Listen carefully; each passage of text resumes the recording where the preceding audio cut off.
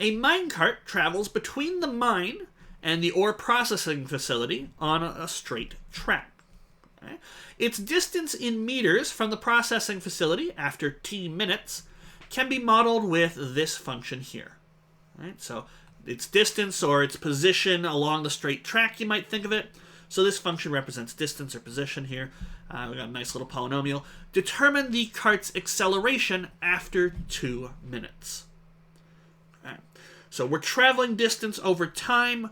How can we figure out acceleration? Really, we only have this one function here. How can we figure out the cart's acceleration?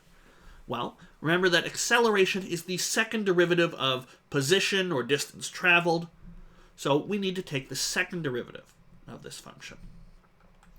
So we'll take the derivative once. All right, we can do that pretty quickly. Minus 3t squared.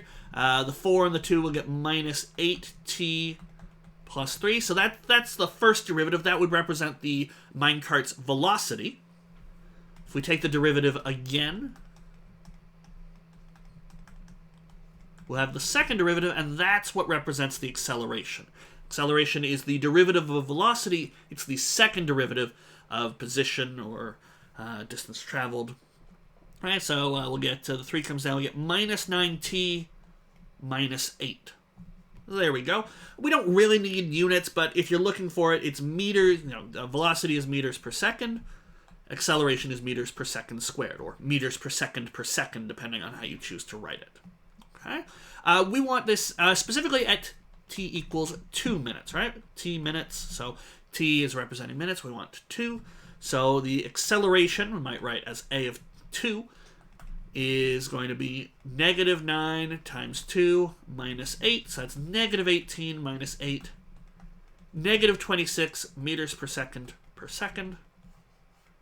So I guess you could say, because it's negative, you could say the minecart is decelerating, but its acceleration is negative 26 meters per second squared, and there's our final answer.